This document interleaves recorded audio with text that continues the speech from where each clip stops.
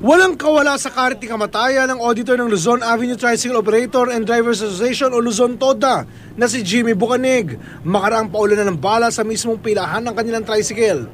Kwento ng kasamahan niya at kapwa-opisyal ng grupo, alas 8:45 ng gabi, katatapos na daw nila noon maghapunan nang bigla na lang umalingaw ang sunod-sunod na putok ng baril. Nakita na lang namin na pumutok na lang bigla, ang dami-dami nga putok, tapos nakita ko na lang bayaw ko, natumba na, pero ako pinagbabaril din. Paano kayo nakatakas? Hindi sa harapan, iwan ko nga, hindi ko masabi kung paano ako hindi tinamaan. Nagkalat sa lugar ang mga basyo ng 9mm at kalibre 45. Indikasyon ayon sa otoridad na dalawa ang gunmen. Ayon naman sa misis ng biktima, mula ng manalong opisyal ng TODA ang kanyang mister.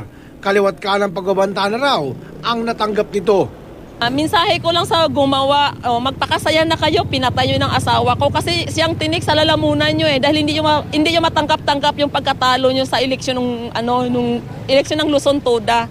Wala namang duda mga kasamahan ng biktima na mga nasagasaan nila sa paglilinis ng kanilang samahan ang nasa likod ng pamamaslang. Sa TODA ito, dahil nililinis siya ang TODA, mga walang lisensya, hinuhuli niya. Sinasabihan niya nga magkuha kayo ng lisensya. Gusto namin maayos na itong TODA. Samantala, bukod sa napatay na biktima, may isa pang napaulat na nadamay at nasugatan sa insidente. Hawak na ng Criminal Investigation and Detection Unit o CIDU ang kaso. Sa ngayon, ang isa sa tinitingnan nating anggulo, itong agawan sa posisyon dito sa Luzon TODA. Oscar Oida, GMA News.